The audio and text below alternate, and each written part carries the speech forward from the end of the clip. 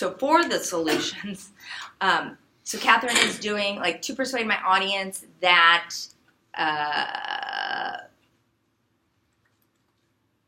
state, what did we write? Oh my gosh, we just did. To persuade my audience that state universities should provide free education for foster, and we're looking for the words for foster students, foster kids, foster somebody, right? And so this idea of free education is the thing that we're talking about. And so when she's listing out the particular problems, we can go in and say if, so like let's say a problem is that these individuals are becoming homeless. So what she could do is start to reason with that information with her solution. If they had a plan for education and if these individuals were able to go in and do something, then we would be able to assist in alleviating more of that homelessness, because these individuals would not only have a purpose with school, but they would also have safe shelter to be in. And that's why something needs to change and be provided for these individuals to, you know, be in the world, whatever. Then in her solutions, what she's going to do is put out the plan. So here, California State is how you can do it, right? So because her audience is who? The state or the nation. I don't know, we haven't decided yet, but state schools, whatever. So so to persuade my audience that state schools, if she was doing it that way, we could write it to the state. But otherwise, even to persuade my audience that state schools should do this, here's the solution. And then here's like 3 or 4 different ways that they can do it and start to implement it. The first step would be to like make this regulation to ensure that it happens. The second step, we could do this to make sure it happens. Is this making sense?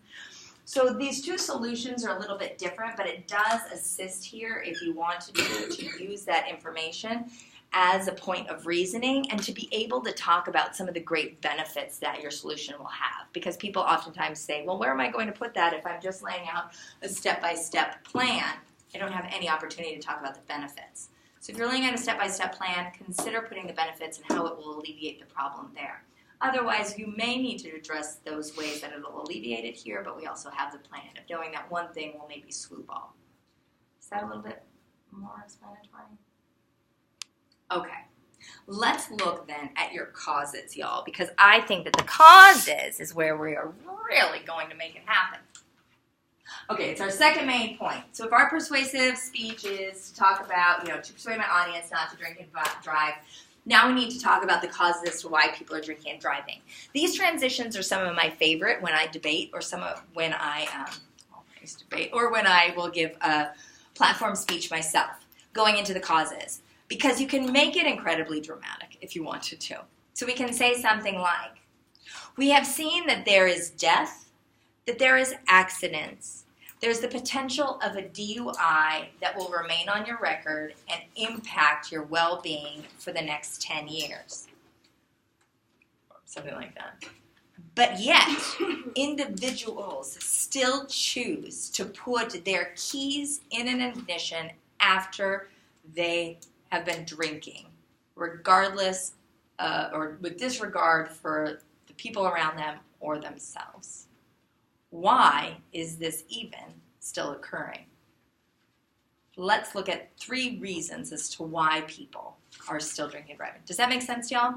So part of that fun, it goes along with it. Now, everybody, you do not need to write this down. I'm going to tell you that right now. And you can if you want to, because it helps you to process, if it helps with the writing portion. But if you look at page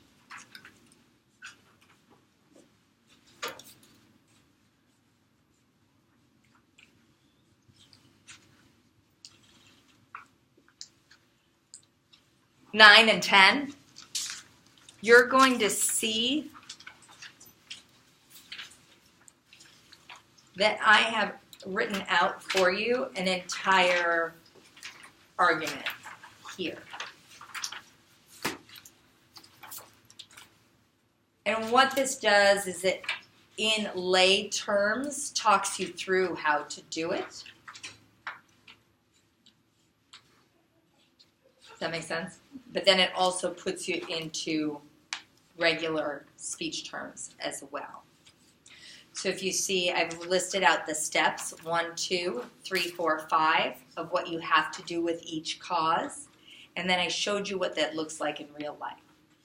Does that make sense, y'all? Okay, cool. So let's look at those steps. So what we need to first do is examine the research. Go to the target audiences. We talked about this before in regards to your target audience. The people who are on the fence and the people who are against you.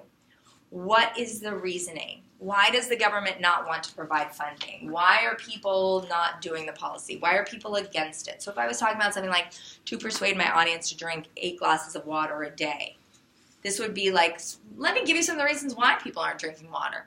The first reason that people aren't drinking water is because they say they don't have time to get that much water in. I love that you all just did that. That's what we want to do. The purpose of this speech is not simply laying out the counter argument for our audience as to why other people don't agree with us or why they won't jump on board. Because if we just leave it there, then people will be like, "Ooh, that sounds like a good idea. You're right. I don't want to do this." They have a good idea going for them. This part is for us to say, hey, here's what they're saying, but my friends, that is not correct. And so, in the ways of Aristotle, we will show them the error of their ways in this process of thinking. So that when we can debunk the myths that they may have or the outstanding ideals that may exist within their mind, it is more likely that we can get them on our side. So we must address the opposition and why they, in fact, are not correct, but we are. So what you're going to do is you'll lay out the reason.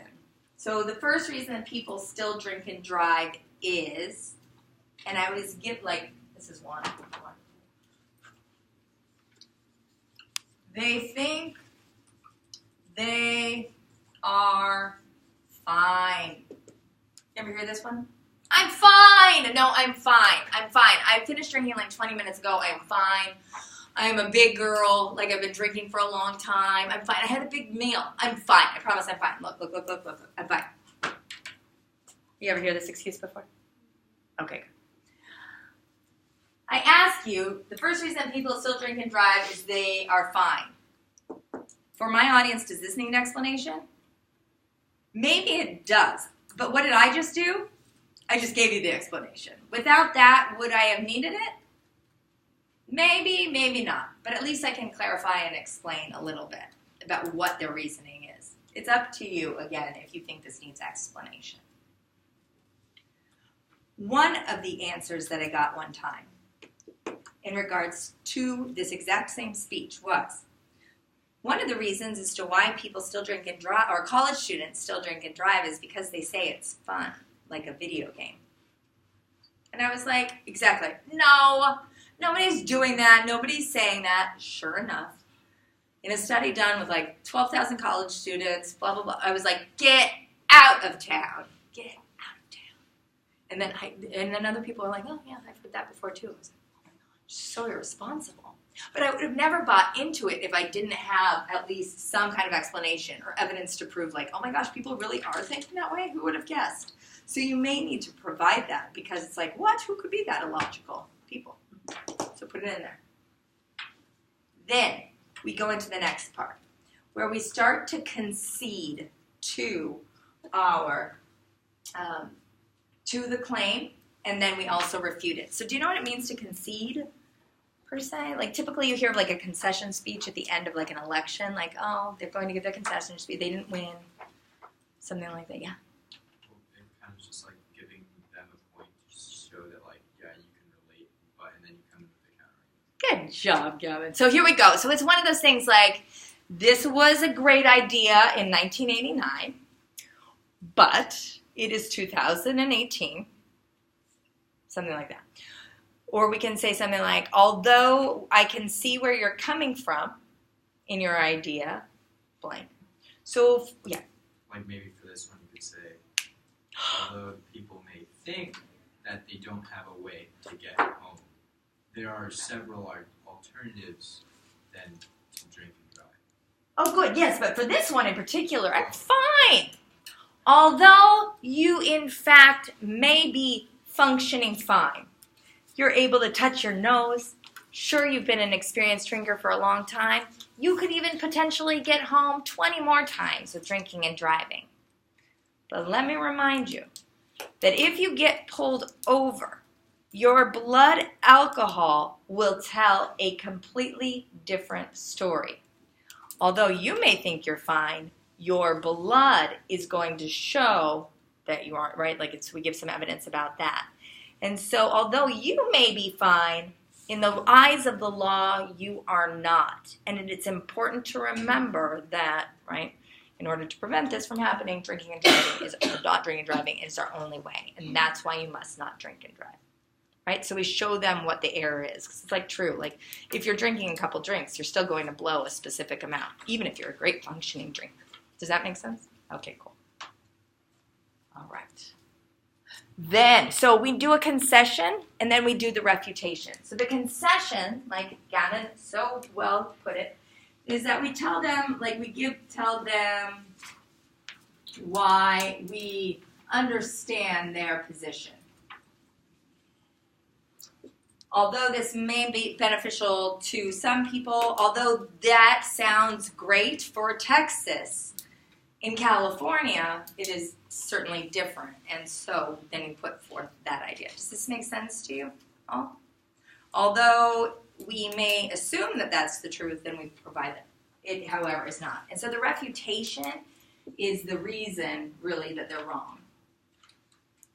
This is no longer the case. It's an out-of-style idea. It's not correct. So we'll use some kind of transition words to get them into that, and you can see those transition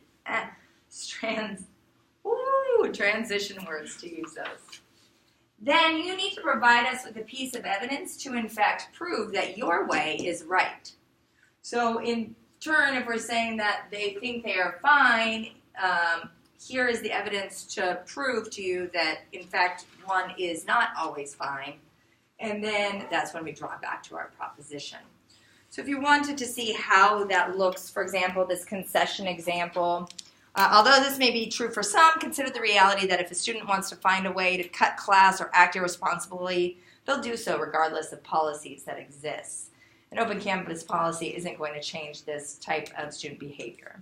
And then you can find something to support that, and you could say something like, in a high school with similar demographics to Sean called Scotch Plains, Principal Brian Adams reported that 97% of students maintain their honor roll status after 3 years of open campus, and only 2% of students overall received disciplinary action for breaking the open campus rules.